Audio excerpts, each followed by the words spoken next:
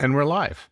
It's Matt Kundle from the Sound Off Podcast, joined today by my good friend, Aiden Wolf, who joins us from Dark Corner Studios. Am I allowed to say where it is, or is it like the Batcave? Go ahead, say where it is. Sorry, I'm just trying to get down the last of the coffee for the afternoon. I believe you're located in Canada's nation's capital, Ottawa, Ontario. I'm just outside like a pimple on the butt. Just outside, like everybody is in Ottawa. Nepean, Canada, Aylmer, Gatineau, I'm Hull. just in Hull. Yeah, so I'm in another province, which is kind of fun, but still I'm in the Ottawa area, right? Yeah. Nobody says they're in the Gatineau area. Nobody admits to that freely anyways. Not unless they need to be picked up from the strip club. I don't even know what they're called over here. Something in French, though. You're originally a radio person, am I right? Like you've been doing radio for a number of years, and then you sort of morphed into some other things. Yeah, I got the introduction to other things the same way that most of us do, by getting fired. You know, go do something different. Not with our company. And it's been, one of these projects of becoming a content creator that kind of happens over time as you're fired and rehired in other places. And you start building that side hustle. And as it gets to the point that one time you get fired, you're just like, you know what, I'm done. I'm just going to do this thing now. And that's kind of how I came to this point. Can you summarize the radio career, where you went, the stations you worked at, and possibly how much fun, or maybe they weren't fun? See, mine was shorter than it should have been. I got disillusioned with radio pretty quick. I started out, I used to be a truck driver for much of my youth, going into my 30s. I became a morning show host when I was 35, I believe. And I worked at Bob FM Brockville. I worked with Cub Carson, another gentleman by the name of Mark, who we became fast friends. A lot of fun there. Then Bell did their usual restructuring. I ended up in Ottawa, actually, with an Indigenous station called Element FM, where I was for 4 years. And again, morning show with Jay Harrington. And a lot of fun. I was always kind of the guy that you didn't know if you had to have a censor button. You didn't know if, did he just say that? That was kind of the personality. I was not a shock jock per se, because I never really got into that, but nothing was off the table for me. So, and the one time you and I met was at the conference VO North. Yeah. And that was in between your time between Brockville and Element. And Element. Yeah, that was one of my other side gigs. I was going to try to start a voiceover career, and I just never took off. The amount of hustle involved, and this is the thing with all of these things, right? If you're not willing to hustle, if you're not willing to put in the grind, what are you doing? You're just wasting your time. And I think I realized that after a while. We share a common friend, Marianne, and she's been crushing it in voiceover. And it's just one of those things where you see what she's doing day to day. You see the work she's putting in, and you're like, that's why it didn't work out. Okay. I get it now. Marianne Iverson jumped into voiceover and podcast at the same time. She has a podcast called Let's Take This Outside. And I know you're familiar with the podcast, right? Absolutely. All right. So why you're here today is because you've done so well. You talk about how you didn't want to do the hustle in voiceover, but you managed to do twice as much hustle when it comes to video and studio and just making YouTube and video work for yourself, but also for clients. Yeah. And I kind of look at this in awe, and I look at also a podcast like Marianne's Let's Take This Outside, which doesn't to date have a YouTube presence. So I'll bring that up just a little bit later. Yeah, that's an interesting conversation, because I've chatted with her about that. So maybe she doesn't want us chatting about her business on this, but we'll do it anyway. Yeah, sure. Why not? All right. Tell me, what attracted you to getting into YouTube and the videos? Okay, so real story. My son was living in Thunder Bay way back 2017. And he was living with his mother there, and we finally convinced him to move here, and he was going to finish off grade 11, grade 12 here and go off to college. And in my way of trying, like, he'd always talked about YouTube. He loves YouTube. And in my way of trying to bond with him, we're going to be living together. This is awesome. Let's start a YouTube channel together. And he's like, nah, I don't want to do that. I'm not. YouTube sucks, man. You can't make any money on YouTube. And I was like, well, okay, so I'm going to start a YouTube channel to show him how easy and what you can do with it and how fun it is. And I started reviewing audio units. I was buying audio gear and I just kind of threw some reviews out. And they started getting traction. And I was like, all right, just keep going. And you could see him get irritated with me the more videos I put out and the more relative success I was getting with it, which was still small at the time, but still. And it got to a point where he was almost not helping out or not being a part of it just out of principle. And I just continued on, and I found myself really enjoying the process of learning the product, learning the video product. Also, people started sending me gear. And I'm like, okay, I love audio gear. Sure, I'll take your stuff. I'll do videos about it. Now, the one sidebar to this would be as I was building up my kind of YouTube skill set, he had always wanted a specific guitar. And I'm not going to go into what the guitar is, but it's featured in several of my videos. He'd always wanted that guitar. It was his goal, dream. And after about a year and a half of doing videos on YouTube, I got sent one by a company to be able to use on my YouTube channel. And to this day, he still doesn't bring it up. They won't look at the guitar, won't try to play it, nothing. Still a little bitter, I think. Your unboxing videos, by the way, are fantastic. Oh, thank you. Thank you. I think you even have an unboxing for this microphone that I'm using here, which is the NTG3 Rode. Yep. Actually, I did. See, I tried. One of the things I tried doing with a lot of videos is when you go online, you're looking for reviews of microphones and stuff. It's usually the same thing. This mic sound good. This is the specs. This is what mic looks like. These are the things you can use with the mic. So I've been trying to expand on that and give it a little bit more of a personal edge to a lot of this stuff. So I do blind shootouts where I'm like, can you guess which mic is which? And I believe the NTG3 got its first treatment up against the MKH416, where I put them side by side and I A-B'd them until the end. And then I told you which one was which. And it's just kind of a twist on the usual review style, what a lot of people have.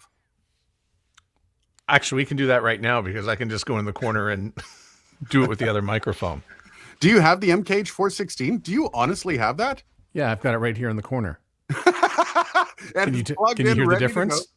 Oh, yeah, absolutely. And you know what? It's funny, too, because a lot of people go back and forth with, like, which one's better? There's no such thing with microphones, man. You're going to find one that suits your voice. I like you on the road. This is me better one in the dark corner studio of Winnipeg. And here I am back on the road. Yeah. Yeah, I like the road.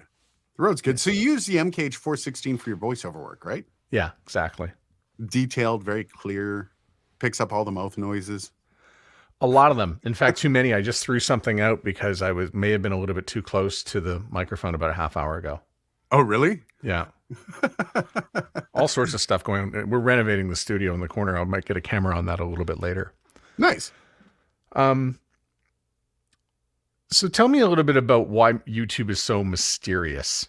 It feels different. Everybody wants to be there, and there's lots of talk about the algorithm. Okay. All right. So we're going to start out with that. Okay. So YouTube is basically like any other kind of content if you become a content creator. By the way, I hate the term podcaster, YouTuber, all that stuff. You're a content creator. If you sit on content creator, you'll be a lot happier in the long run. And I'll kind of explain that as we go through. YouTube itself, though, is one of the best platforms that has its own algorithm for pushing content. And the algorithm isn't technically an algorithm. Your algorithm is your audience. So if you look at your YouTube homepage, if you go to youtube.com, your YouTube homepage, you'll see along the top all these little lists or buttons for your interests in the videos you watch. And basically, YouTube grabs all this information based on every video you've ever watched and what your most immediate interests are, all the way down to your lowest, most immediate interest. And it kind of amalgamates that into what people call the algorithm. That means that you are a profile to YouTube as a viewer, okay? When you come in as a content creator, What you're trying to do, go to somebody else's, or go to your homepage. Go to home, up top left there. You are not a YouTuber. Top left. There you go. There you go. Home. Now you're going to see along the top ice hockey, live, podcast, music, news. That is a snapshot of who you are as a viewer. Okay. That is what the algorithm has on you. They know that you are going to enjoy, first and foremost, ice hockey. That is your number one thing that when you go to YouTube, that's one of the top things that you're really going there for. So it's your profile as a viewer. That is what the algorithm is. So when you have a person like Matt going to YouTube, if I did ice hockey content or content that was pegged as ice hockey content, Matt has a very good chance of coming across me. And likewise, if you have microphones as one of your interests, or audio gear or studio recording, you're probably going to see my face. In fact, there's a lot of people that tell me, oh man, I'm big into mics and I constantly see you on YouTube. And that's how the algorithm works. It's basically by creating profiles of the viewer and then serving me to those viewers. So the algorithm doesn't work for or against you as a content creator. The algorithm only works for the viewer. So if you are creating content that viewers want to watch, they will watch it. It's a if you build it, they will come kind of deal. So there's a big come to Jesus moment here for many, many podcasters, because so many people who listen to podcasts think they come from YouTube, and that's a result of podcasters putting their show on YouTube. Maybe they're recording it like you and I are doing, and then dropping it into Apple, Spotify, or into an RSS feed. Anyhow, we've kind of muddied the waters between podcasting being an RSS feed and being something that lives on YouTube. And as a result, now there's this tremendous pressure on a lot of podcasters. And I think Let's Take This Outside with Marianne Iveson's a great example, because she originally comes from audio and she said, I want to start a podcast, but I don't think the original intention was I have to do YouTube as well. So there's this internal pressure. So this podcast, for instance, other than today when I thought, well, we may as well just go live. If we're going to talk about YouTube, we may as well be on YouTube. But normally it's just a card and I put a wavy line up and it's an audiogram and it sits there and it gets about 15 to 20 views per episode. Yep. That's one strategy. There's the strategy of people who will record this, put it up raw to YouTube, and then edit for podcasting. Yep. And maybe there's some others, people who will just use shorts to create promo pieces. So which one should they be doing? And if it's all of them, shouldn't they just be getting into video full time? So let's draw a couple parallels. So first I'll start out with, I taught podcasting at the college level, past couple of years at Algonquin College. And one of the first things that I taught podcasters, these young kids coming in, is that there's no such thing as podcasts, YouTube, all that when you're a content creator. You're creating content for different platforms and you're doing it in the way that those platforms want. So every podcaster that's coming out that wants to create a podcast needs to have video as well. So even before you start, you should be looking at the video option. It's really hard to kind of migrate over into another form for a platform after you've already got your gallop down, right? You know from hitting record to the time that you publish, every step it's like it's going, you're good with it.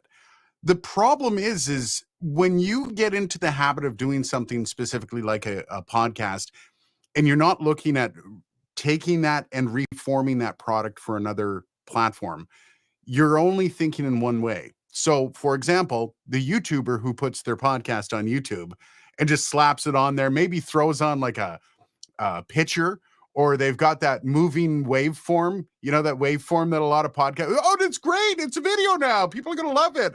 Why did it only get 10 views? Because it's not a video. So it's learning the platforms themselves, kind of treating the platforms with the product that the platforms want. And I'll get into that in just a second. But it's also respecting those platforms and the viewers on those platforms. Your product is only as good as you can sell it. If you are a decent podcast with a decent listenership and you've already built up a decent following, you know you have a decent product. Now, to take that decent product and to package it out to something else without putting the thought into it is just pure dumb. And I'm going to give you an example of radio. Radio did this beautifully back in the day with broadcasting. Is podcasts were on the up and up in about 2015, I would say, 2016, 2017. Radios are like, we got to get in on this. Our station needs to have a podcast. And what did they do? They repurposed all of their product for podcasting. And it was the biggest problem that radio stations couldn't figure out is why nobody was listening to our podcast of our morning show. Most of the time, they would literally cut up their morning show, all the bits, slam it together, put it out as a podcast, and go, "Why isn't anybody listening?" Then they had after shows. That's what we're going to do. We're going to extend the morning show 2 hours with a 2-hour podcast. It'll be live. It'll be snappy. Why isn't anybody listening to that? It's because they didn't realize why people are going to podcasts, why people are reaching out to that medium for something to listen to or to be entertained by. Radio stations just figured, well, we do this really well. People will come. They won't. And it's the same thing when you transfer a podcast onto YouTube. You can't just do what you've been doing as a podcast because nobody goes to, well, I can't say that. People don't go to YouTube generally to sit for 2 hours and listen to a podcast. People don't turn YouTube on and go about and do their business. People go to YouTube for viewing. Imagine in the 1990s, a television show came out without video. Okay, how well would that television show do? It wouldn't do well because people don't go to TV to listen. They go to TV to watch. And a lot of people watch YouTube on their TV. How many of them are sitting down to watch a 45-minute podcast or listen to a 45-minute podcast while there's a still image up? None. So when you start to talk about migrating over, you need to come up with an action plan. And that action plan instantly needs to be able to address exactly what you're going to be able to give those people on YouTube that's going to make the work you put in have an outcome. And that outcome should be income, right? That's the first thing you should be looking for in creating another platform. Now, do you want to cut me off and redirect me, or do you want me to keep going, Matt? I would keep going.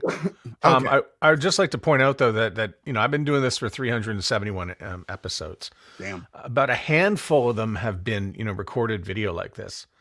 But I think the reason why I don't do it is because who's going to want to watch us? But I guess people do want to watch us and would probably prefer it over the audiograms that I'm putting up. Well, hear me out. So when you look at YouTube as a platform, or any other platform for that matter, you have Instagram, you have TikTok, all of them that offer video options for you. Each of them has a slightly different need. They have a slightly different want from their content creators. TikTok and Instagram might get 10 million views. YouTube might get 100,000. That should tell you that a piece of content for TikTok works better than on YouTube. Not really, because there's some stuff on YouTube that'll get 50 million views, and on TikTok, it'll get 200. So it's learning how to utilize that. And the only way you get to learn that for your content is by doing it. And it is a trial and error. So when you're looking at expanding, the first thing you want to do is go on to the platform, find content that's relative to yours, which would be another podcast on YouTube, and do some research. Do a SWOT. The first person you'd want to do a SWOT on is Joe Rogan. I know a lot of people are going to cringe at the very name, but let's be honest, he has done YouTube properly. He has done podcasting properly. And he has created 2 separate businesses from a YouTube channel and a podcast empire that both work independently, but both support the other. And you look at how he has rolled a lot of that stuff out, and you'll start to get some ideas of what might work for you. But then you need to niche it down a little bit because Joe Rogan doesn't work for everyone. Joe Rogan's style might not be relative to your style. So you might need to kind of differentiate how it is. So, for example, a 3-person podcast wouldn't be able to enact how Joe Rogan does things in his interview podcast. So then you find a podcaster on YouTube that's successful, that does things like you. And the one I love to utilize is Steve Dangle's podcast network. Now, you're not a Leafs fan, Matt. No, not one bit. I'm guessing you're a Jets fan. Habs. That's right. I'm sorry. I'm really sorry. This is one of those podcasts that got to start as a podcast, then kind of piggybacked off of the success of Steve Dangle, who the YouTube came first, but it really ramped up alongside of the podcast. But then they opened up and started doing video on their podcast and created the Steve Dangle Podcast Network. I think it SDP at first, because then they created a network out of it. It's a whole big deal. But the big things they did there, and you can really see how they captured the YouTube algorithm, or the viewer, as you will, is they created clips of their show. They created 4 to 10 minute video clips from their podcast with video of all three of them talking. And it was usually something along the lines of, should Matthews get 10 plus million a year? And it was that segment of their conversation. So it was more than a clip. It was an actual full-on video. But that segment of their conversation from their podcast was very pointed. It had an interest in it. It had a question. It had an answer. It had everything that one long-form video on YouTube should have. It wasn't a sprawling YouTube video about 4 different subjects that people might get bored 20 minutes into. This was a tight, compact piece of video that answered a question. It appealed. Maybe people wanted to know what their views were on it. Does Matthews deserve 15 plus million a year? He signed for 13. I can't even remember what he signed for. But here's a great example of repurposing your content for YouTube. And that's just one of many different ways. You talk about shorts as a way to promote, but why are you using a video platform to promote an audio platform? Why would you do that, Matt? Well, I'm going to think of a client here. Okay. Maybe. So the client has a podcast about yoga and talking about yoga poses. And there's 5 minutes of explanation and 5 minutes of going through some demonstration. We would probably use the last 5 minutes as demonstration, visual. But why does that have to promote? Why can't that YouTube channel be its own thing? Oh, it is. Okay, but you said in order to promote, so you're doing short videos to promote your podcast. Yes, we're doing both. Well, why don't you just do them as both instead of trying to promote through them? Creating content that is like, hey, if you want to check it out, we've got our podcast over here. We release videos every Tuesday. Every video that Joe Rogan puts out does not have a call to action on his podcast. Because you know what's going to happen is people are going to figure it out that it's a podcast as well. You can even put a little thing on it, a little lower third that says podcast. You can put details and description. You can do all those things. People will organically find you. Become their best friend on YouTube. Become content for them on YouTube, not as an afterthought from your podcast. Make YouTube your another platform that you're excelling on rather than something to support your other platform. Does that make sense? Yeah. I mean, we're finding a lot of podcasters, we're finding a lot of podcast listeners will find it on YouTube and then go grab it on a podcast app. Absolutely. And that's one of the greatest things about this. But you also have a good amount of people that are never going to migrate to your podcast. Yeah. And I'm also getting now, especially working with various podcasts. So I mentioned the yoga podcast, which will use video to supplement the poses. If you would like to see a demonstration of this, you can see it on YouTube, and the YouTube will just live where you can see, 5 minutes of the show doing the pose. But there was a kids podcast, for instance, and a teacher came to me and said, is it on YouTube? Because I'd like to show it to the whole class. Right. Ding, ding. That went off in my head. There's also a lot of people that are visual learners. They don't learn through that, especially from an educational standpoint of something like yoga, where you have talk radio-esque style shows where it's 3 people sitting talking, and you wonder, why do people watch that? I don't, but I do know a lot of people do. A lot of people love to watch. How many times did you sit and watch TSN three people sitting at a sports desk talking on TV. Never. No, never. You never watch? Come on. No, Bob McCowan would always talk about the Leafs. That was the end of that. Okay, so Toronto Sports Network, fair. Yeah. But we've all learned how to appreciate a video medium, right? Through TV. And a lot of those broadcasting kind of hooks and rules that work for broadcasting work in YouTube as well. So if you have a broadcasting background, you should be able to figure this out. It's not hard. There's no real secrets specific to this medium. TV, Mr. Beast is a great example. Mr. Beast uses three big things that broadcasting used to use to make his videos over millions of views. Well, I think he broke record 7 videos in a row, I think, something like that, for the most views in 24 hours. Over 55 million views in the first 24 hours. And a lot of these are the same concepts that TV used to use. He's just utilizing them with more money and a whole lot more energy and no commercials. And they're only like 12, 13 minutes long. Okay, so you and I are just two guys riffing. Yeah. We generally do this without the camera on, and we generally also don't let people hear the whole conversation because we just have a phone call or we will just have a video meeting to talk about this stuff. But the end experience for anybody who's listening to this in podcast form is going to be completely different. I'm totally going to be taking out parts of the show where we were comparing the microphones. I just want to keep it down and drill it down to YouTube. Yeah. And I want to keep it straight for my audience for podcasting. Those are two wildly different experiences. So when I tell podcasters you need to have a YouTube presence or a YouTube video strategy of any sort, I feel like I'm doubling their workload or tripling it. You are like 100%. You're making it like this.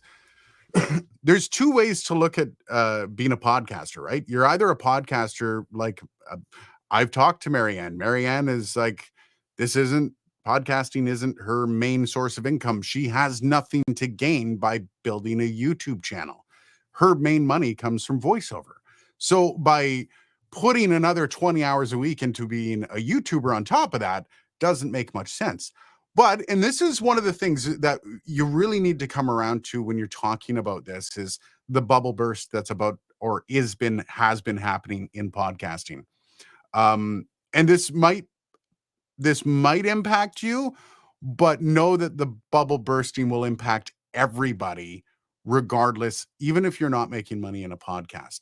About 3 years ago, they around 2020, they started pumping big money into bringing people from other mediums onto podcasting. This is how the ladies from The Office got their podcast. They had a bunch of money thrown at them.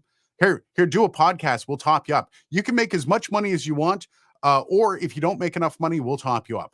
I know a lot of YouTubers who started podcasts due to the same reasons. They throw a bunch of money and don't worry about it. Don't worry how much you make. Just here's all your money. Do a podcast. It was kind of this fallout from Joe Rogan getting the $100 million deal. And instead of the way Spotify did it, Spotify used Joe Rogan as a loss leader, knowing they were never going to make $100 million back on Joe Rogan. However, they do know that Joe Rogan's going to bring people to their platform. And that was the loss leader. Nobody realized that was the loss leader. They just realized, oh my God, $100 million.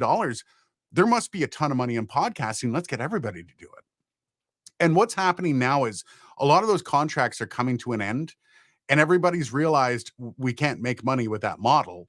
So a lot of the money is being clawed back by the networks. And I know I'm not allowed to name names, but I know one podcaster who's going through that very thing right now and questioning what's going to happen in the future, because they've hired crews with that money. They've built their whole like standard with that money. So as a podcaster now, whether you're getting into it or whether you're ramping up or you're already established like Matt here, you need to understand that there's going to be a lot of money coming out of this industry over the next year, and has been for the past year. That means that if you want that full-time job as a podcaster, you might have to put that extra 20 hours a week into it to really work on this as a full-time job. And I know that sucks, man. I've worked a full-time job and I built up a YouTube channel putting one video out a week. Each video when I started was 30 hours a week. That was the writing, that was the shooting, that was the editing. I wasn't making any money for the first year. And I was still spending 30 hours a week while doing a morning show. I know it sucks. But if you want that, if you want saturation in the markets, if you want people to know your name, if you want to be successful and you want this to be your full-time job, that's what you have to do. If you're not willing to do the work, tough. Is it still worth it though for, you know, a podcast like Marianne's just to put the audiogram up? No. I'll stop you right there. YouTube. So here's a good reason I shit on this a lot. But even if I get 15 to 20 views, isn't that 15 or 20 more than I had before? And maybe somebody discovers the podcast and then goes over to audio to check out the show. Cool. So I'll give you a scenario. You have 20 views on this short form audiogram that you just put up. Okay. Out of those 20 views, one person was like, "Oh, I like this." That gave you that's 0.5% like. That's horrendous. YouTube uses algorithms to basically recommend channels. So the more people liking your stuff, the more YouTube kind of opens up to you. The more chances YouTube's going to take on handing your content over to other people. Okay. That's what YouTube's willing to give to you if you can maintain a relative number of satisfied customers. The worst thing you can do is make somebody close YouTube altogether. That's literally like the red flag YouTube will put on your channel. Now, when you start putting out content that does not offer a satisfaction to the viewer, you are initially telling YouTube that people don't like your content. Don't bother serving me up. So those 15 to 20 views you get on here and there, probably going to be mildly organic at first, but then you're going to see a foot come down and you're going to put a piece of content out that's going to get 0. And then the next piece of content that gets 0. Maybe it'll flick up 5 views as YouTube tries to take a chance on you again. But eventually what you're training YouTube to do is just ignore you. And when most people go to a platform for video, they're not going to be satisfied with an audio only experience. So here's the idea. Let's talk about a way that you can create content for YouTube that isn't going to crush your weekly schedule. Are you ready for this? Can we blow your minds? I have got my pen and my paper. Okay, man. So let's say instead of repurposing some of your old content, you're going to create a new piece of content for a short. Huh? This is a great idea. So now you're not going through and editing crap out. You're just going to create a new piece of content, and it's going to be a short. You're going to use your cell phone. Cell phones are the easiest thing to create shorts with. Okay. You can even see yourself in your cell phone when you're shooting. It's great. You can walk around with it. Best, I like to put my phone on an arm when I'm shooting with my phone so it doesn't make people sick. And then you're going to have a script. You're going to read from the script or you're going to ad-lib it. Try to get it perfect so you're not doing all the ums and the ahs. That's why I like scripts. And then you're going to upload it. Maybe, possibly, you can throw in a couple other images or you can put some text over it. All in all, your input's going to be maybe an hour of work. But you're going to create the content that will be relative to your content that you're doing on a podcast. So let's say if you're doing an education podcast, you're talking, your podcast is about science. There's a ton of shorts you can do on science. There's a ton of shorts. You can have like fun facts. You can do anything you want. And then the link down below always goes back to your podcast. And you can literally do fun fact videos for a full year. Have a massive 52 video pile of shorts that might actually start making you money because people find them entertaining. Oh my God, what a concept. Your goal shouldn't just to be able to get 1 or 2 viewers. Your goal should be to create an empire for your content. Every time you press play, what does it say in Valerie Geller's book? Every time you press play, Matt, Anything you can record, you can make better. anything you never be boring. It's tell the truth, make it matter, never be boring. Okay. So I'm pretty sure out of all of that, she's probably referencing don't just slap something on another platform just to get at 1 or 2 views. All I'm right. pretty sure that would be, and you could probably read between the lines on that one. So utilize these platforms by looking at ways to expand your content. You don't have to just slap a 1-hour product on YouTube and think, well, that's it for me. 2 guys talking for an hour. That's all it's going to be. And screw you if you don't like it. I didn't even get to that point. I barely do this. Well, I'm just talking from a usual podcaster's perspective. Actually, you think about what other people are doing and how you can capitalize on that. If you can create compelling content in any platform, you create something that compels people to watch, they will find you. You don't even have to put a link. You don't even have to put any kind of call to action. If you can compel them to watch and they are entertained by you, they will hunt your ass down and watch everything you can do. You are in charge of that. Your only goal is to get people to watch, people to listen, and you do that by doing the best quality content you can. That's why I preface this with, if you have a decent following and you've already created a community with your product, there's no reason you can't do it on YouTube. You just got to think a little bit differently. Okay, so for this podcast, I would probably just do the 2 guys talking or the 2 people talking. Okay, that's a start. Okay. I know there are people out there who are like, I just want to see the show, or I just want to see live people and watch it on, say, YouTube. I think that's totally fine. Okay. What if I gave you a couple options? Okay. Okay. So I'm never going to turn down free consulting. Let's take the Joe Rogan effect here. Okay. So let's talk about Joe Rogan. I've gone on a couple rants. Some of those rants have been 3-4 minutes long, right? Okay. So let's say you created a video, a 4-minute long video of you. Well, don't call me a YouTube expert, but YouTube expert says, quote, and you put that up. How to get your YouTube or your podcast on YouTube and make money. Video up. There's so many ways you can repackage content without making it 2 guys talking. Because this view, what you're seeing right here, is my YouTube background. It's a new one. It's still in work. I've got a guitar to hang up on this side. It's still in progress. But you could actually literally put this into a short. You could put this into just my screen onto a full video for those 3 to 4 minutes of me making a point, and learn how to create thumbnails and titles that get people to click. And you literally already have a video. In this video, you could clip it out, and good God, it takes you 30 seconds to clip out a video and render it. 30 seconds. And you would have a video to put on YouTube. You don't want intros. Stop thinking in the podcast 1-minute long intros kind of concept. You don't need that crap. YouTube is 0 intros. You put content up and make sure it either educates or entertains. And if it does both, you're going to be successful. Yeah, just start the show, man. Just start the show.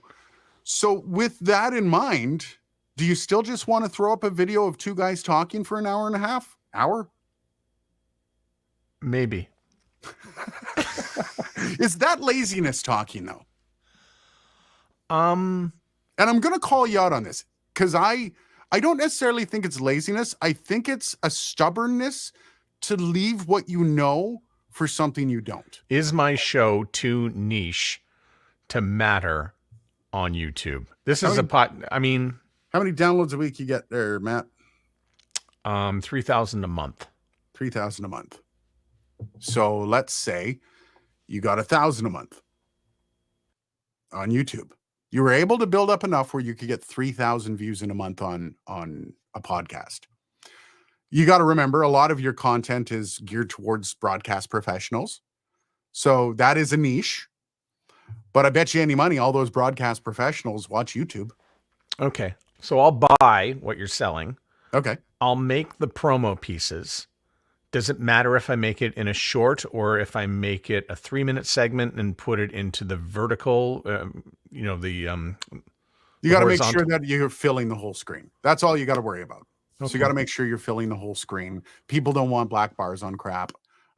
They want to see, if they're watching on their phone, they want to see that 9:16 in the format. If they're watching in landscape mode on a TV, on a computer, they want to see the full landscape.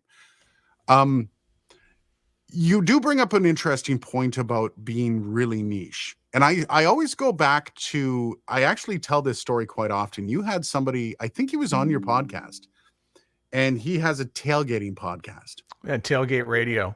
Tailgate radio. And relatively successful, I might add, right? Yeah. Okay, so that's a brutal niche. Like that's about as niche as you can get as tailgate. I understand in the US they do a lot of it.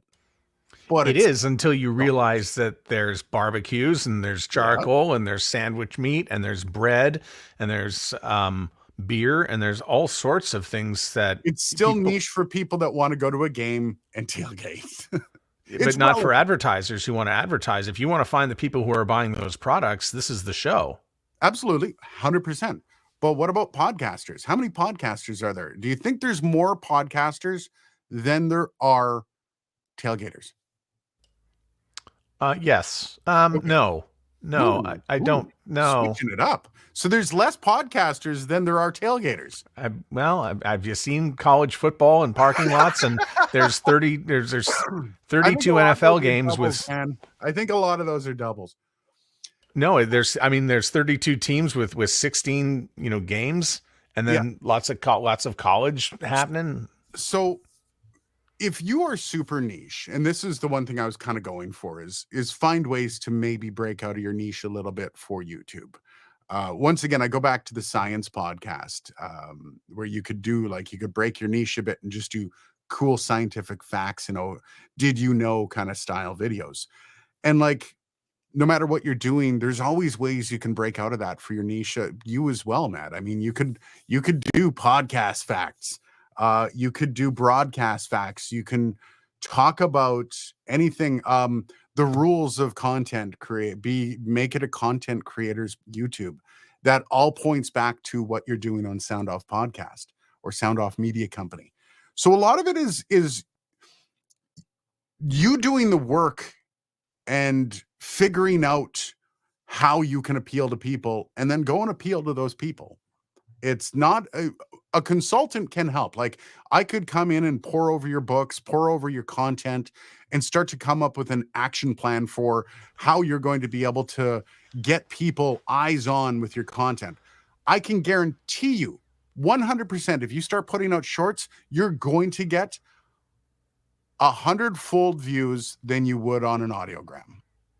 I will put money on that. And I will bet you $100 that if you put out a short a week for the next month, you will get 100-fold views than your audiograms. You willing to take that bet? Yes, I am. I'm just not willing to do the work. And I hope you don't come and look at the books of this place because you'll be like, this place is nearly broke. Yeah. How did your wife marry you? Yeah, no, I get that one a lot. But what's wrong with the work? If you did 4, that was 4, 1 a week for a month, 4 shorts on a YouTube channel, and that's an hour a week. You're unwilling to put an hour a week in to expanding possibly your base by a lot. So I'll sign up for that. Okay. All right. I'll even help you get the shorts done because it means I'm going to make $100. I want to go back to Marianne just for a sec. Let's take this outside. All right. I almost think that her YouTube channel should be called Mary Goes Outside, and it should be anything involving her outside because she does go out. She's active, right? She's in the wilderness. She's biking. She's swimming. Disgustingly so. Yes. Yeah. Yeah. Okay. Well, okay. So, what are you asking? How you would utilize something like that for Marianne's? No, I'm just thinking outside the box here. For a lot of people get involved and think I need to have a YouTube strategy for my podcast. Okay. And with everything that you've been saying, at least create something that would have some value that's not I necessarily. already know what I would do for Marianne's show. All right. Well, you should probably tell her, and I'll just eliminate what I just said. No. What are you going to do? What would you do? I said she should be doing videos of her outside, and then she should call the channel Mary Goes Outside. So it's just her walking or riding a bike. Sure, being active. What if she did a series of voiced over series? You can get video of a lot of these trails in the world. And what if it's a video? Well, you have some B-roll of the trail. You can see some of the beautiful sights on the trails. My wife and child just did the Scottish Highlands Trail. They did like 60 kilometers of the West Highlands Trail. And you can find video of it online, and you go and you grab some of that video and you do a story about the trail. All these trails have histories. The West Scottish Highland Trail has a historical story behind it. Every trail, you go to Machu Picchu, and the trails, the way how you got up the mountain is a video. Guess what? You're talking about going outside and hiking. Let's give some people some hiking porn. Not in that perspective, but you know what I mean. The stuff that hikers will be looking for. And you tell a story behind it. Make it a 60-second video of you. And this is the content. She went to, where did she go to base camp for? She did a hike for keep wanting to say Kilimanjaro. She went to base camp for, what's that big mountain you hike up there? See, I'm not a hiker. Mount Washington. No, it's yeah, anyways. But she can tell these stories. If it's Ottawa, it's Camp Fortune. No, it wasn't. What's the one where all the hikers die going up to the peak? Mount Everest. She went to base camp for Everest. There's a story in that. Get some video. You can find video online for all this stuff. You can have pictures sliding through like a slideshow, and you're telling a story about base camp Mount Everest. How many people have died on Everest? You can tell stories about other places. Canada has a ton of trails, and those can all be shorts, and people will watch that crap. I'm not saying it's crap. I'm just saying, like, people will watch that because that's what people do. A well-told story will always get viewership. And those people, once again, what I said, if you can hold a person on any platform, they will seek you out. They will find you. I want to go back to the audiograms for a second. You're really trying to push these, eh? Well, I'm not ready to let it go, but okay. One of the things that YouTube did, and as I share the screen for our audio audience, is I'm just looking at the Sound Off Media Company page here. And here are 3 podcasts that I have, which I have declared podcasts here. And by doing this with just the audiograms, I am now a part of YouTube Music as an app. Have you taken a look at you? Yeah. And so if you want to be if you want your podcast to be in YouTube, you can declare it a podcast. They ask that you title it. First of all, make a playlist, declare it a podcast, put the artwork up, but make sure that the title is the exact same as the name of your podcast. That's and then horrible. What's that? The title and the podcast need to be different. The title and the title on the thumbnail have to be different. Is that what you're saying? Make the title the same as your thumbnail? The title of the show has to be the Sound Off. Yes, yeah, the show should be the same. Yep. And now we're going to be appearing in YouTube Music, at least in the app, but at the same time, they're going to be asking for RSS feeds sometime in the next 6 months. Yeah. No, that's great. I'm really curious to see what YouTube can do with this, because I have some content on a second channel that I think is going to do really well. So let's see some of those little audiograms. Bring up the sheet of all the audiograms that you've done. The shorts, I guess, or are they shorts? No, these are full audiograms. Okay, but let me see one. Let me see. Let me see your viewers. How many views you've gotten on some of these? That's time to brag. Okay, so this one here has 9 views. Oh, 6 days. That's good. Okay, for 6 days. Give me some more. Let's go down the list here. This one 17 views for 8 days. Awesome. And let's go a couple weeks back. Let's give it a little bit of time. All right, let's go backwards. 15 views. 50 views for Jesse Brown from Canada Land. Nice. So a little bit of a name here. Okay. If I were to roll it back here, Tom Likas is probably my biggest episode. This is the podcast or broadcast. 5,100. No, I'm sorry, that's 5,100 views. Good for you. That's actually fantastic. That is exactly what you want. Now I'm going to But he's famous. am I able to share my screen? I can probably make that happen. Yeah, I think you can. Okay.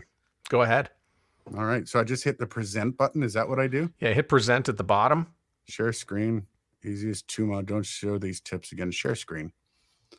Okay, so we're gonna go with this one. All right, we're gonna share that. Okay. So I don't have a second screen, so I can't see your face here. I have a channel called Dark Corner Media. I've only uploaded, I think there's 13 videos on this. 20 videos. You can see it up here. 509 subscribers off 20 videos. Most of these, by the way, have been shorts. You can see I've got these videos here. Good fun. Just weird stuff like some of the world's weirdest borders. Will AI take over media? I've had some unique success with this. 8,200 views on the surprisingly dark history of Christmas. Why you should hate Nickelback. Lots of fun. So let's look at my shorts. Specifically, these are video shorts. My worst one out of the 4 I have, one was only put up a week and a half ago. That's the most censored song of all time. 2,600 views. 2,100 views from the one I put a week before that. The week before that, for 9/11, 1,600 views. And the week before that is 2,400 views. And it's just me talking with some pictures floating by. Each one of those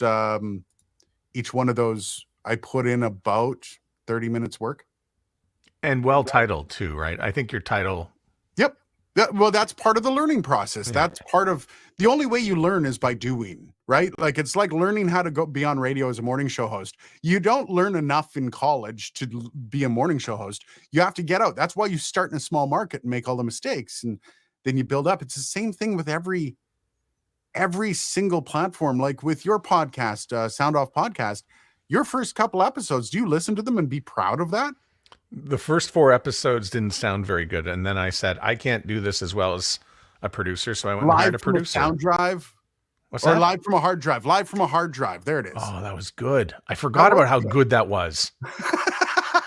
We are live from a hard drive. That's what we were.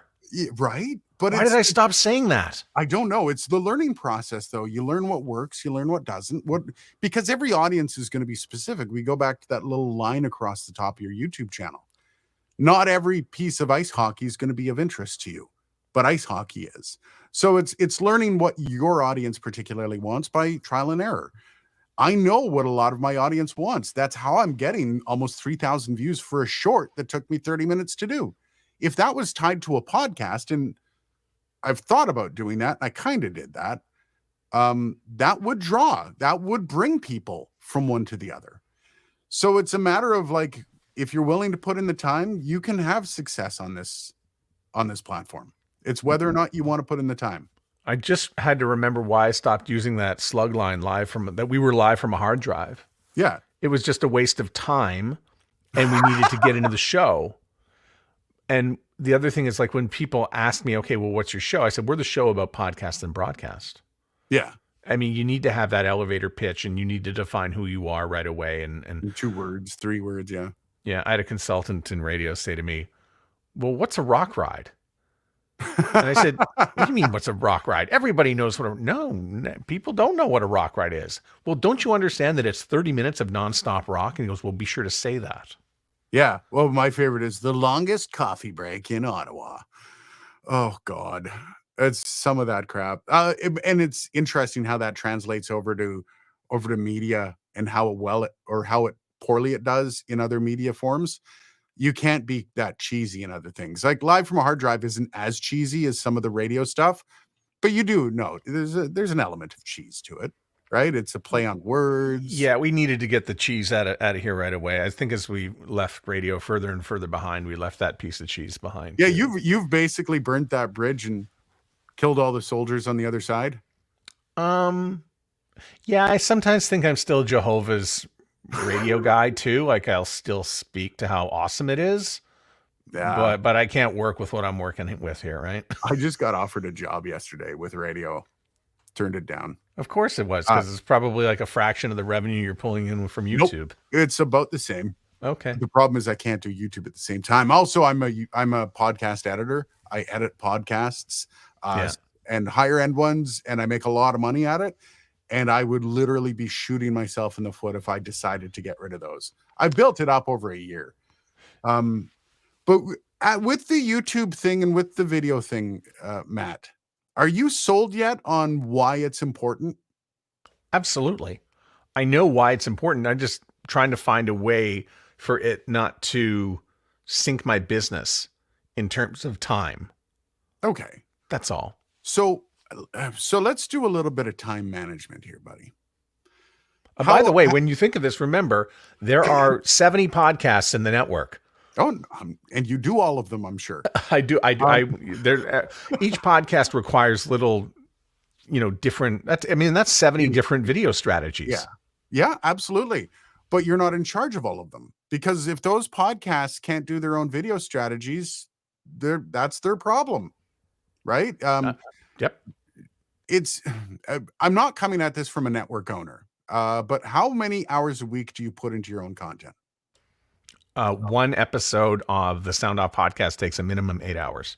Okay, so 8 hours. What else do you do in the week? That's everyone else's podcast too. So everything else beyond that 8 hours is other people's stuff. Yes. So I look at the Sound Off podcast as being the marketing vehicle for the company. Okay. So think of that when I'm working on my own company. That's 8 hours of marketing. Okay. So how many hours a week do you put on everything else? The rest. How many do you work on average? What's your weekly look like? Oh, I work every day from 6 a.m. to 7 p.m. Wow, you do 11 hours a day. No, that's 13 hours a day. You do 13 hours a day of straight hard work. Well, I go for a swim, and I have lunch. But the rest of the time is no videos on YouTube. You're not listening to any. You are literally nose to the grindstone for those. Let's put that at 11 hours. Yeah. A day. There's also, listen, there's also 4 employees here. Okay. No, I'm just asking. Okay. I'm just asking. So what do your 4 employees do? Edit, market, audiograms. They're doing 11 hours a day too? No, they're not working nearly that much. Transcription. What if you got one of them to start doing shorts for your content? Oh, very likely. Yes. Okay. All I'm saying is if you want something bad enough, you'll find a way to get it. Yeah. This is true for everything. You have built a podcast to the point where it's your full-time income, where you employ 4 people to have income from it.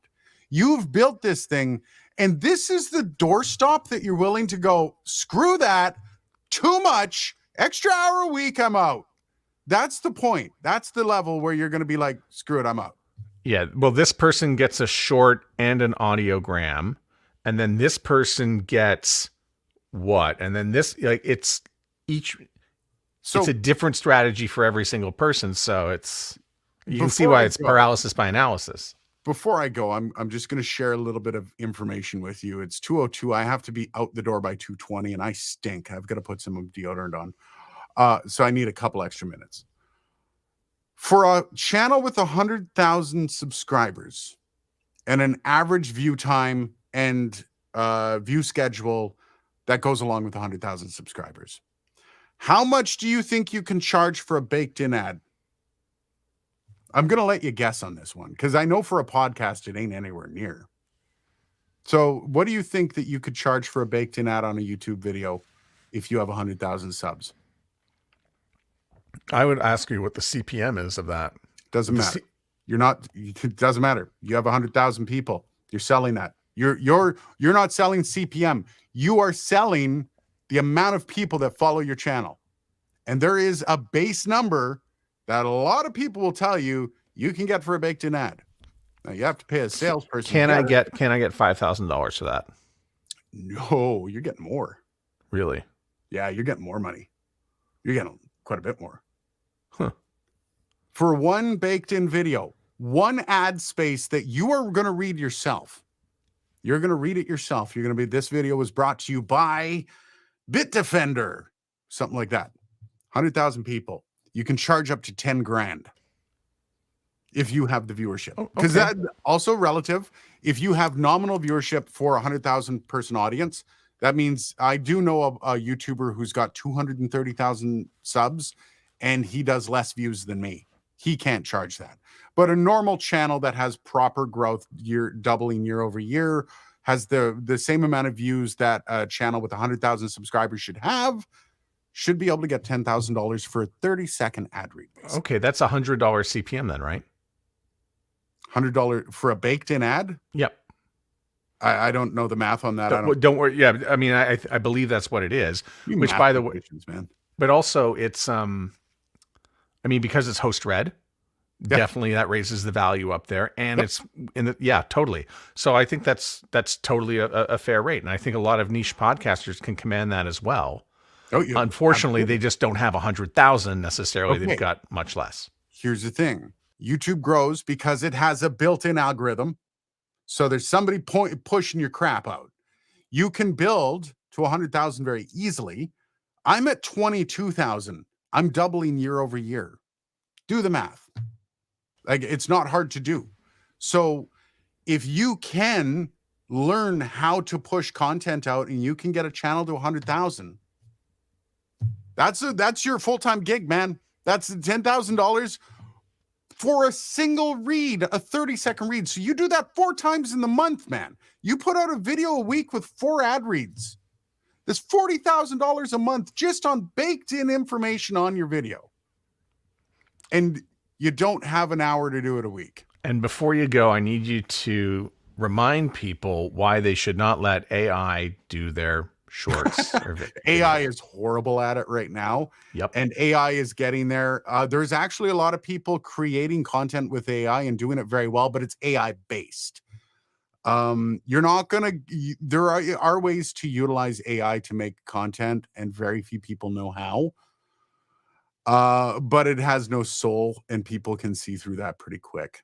And that's the biggest. I actually did a video on my channel, which was, will AI take over media? And I had AI write the script for the video. And AI actually pointed out the pluses and the minuses to having AI do your job for you. And AI actually kind of encompassed it really well. It doesn't do a great job. And the video is quite dry. Because AI doesn't have personality. It doesn't have what you bring to it. It doesn't tell your jokes. Well, it's a collection of the mean and the average. Yeah. And so if you want to create an average piece of anything, just get AI to do it. But then it also relies on people watch personality, right? I watch my favorite YouTubers not because they do something specific that I really like. It's because who they are as people. I enjoy that personality. I try to bring it into everything I do. You see a lot of personality in this. That's the personality that sells me. That's what people who follow my community or who are on my Discord come here for. And when you do AI, it takes all of you out of it. And I read an AI script. There's no joke. There's no me.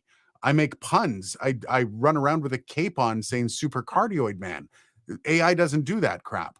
So is it worth it? I mean, if you really know how to utilize it, I do know some podcasters, and I'm going to not say who they are, but they do fill in gaps in their script with AI. And they use certain phrases or commands for the AI to make it sound really good, and it works really well. So can you utilize AI in certain respects like that? Yes, 100%. Can you use AI to create a super mountain of content? No, you're going to fall flat on your face. It's still pretty garbage. All right. Hey man, thanks a lot for doing this, and thanks for taking the time. I feel like I got like a lesson. Am I any further along? Yes, I think I am. Thank you. I'm going to help you do I'm going to get you to send my content. So the stuff that you recorded of me doing this, I'm going to turn it into some shorts, and I'm going to send it back to you because I have a few weeks off from podcasts, and I'm going to send it back to you, and I'm going to win $100 from you because you took the bet, which was a dumb idea, by the way, like very dumb. Okay. And then you're going to put it up and you're going to be wowed. All right. Well, I'll get my $100 ready for you. Hope you take Interac. Oh, absolutely. Will you take it in Satoshis? I pay in peanuts. Yeah. Thanks for having me, brother.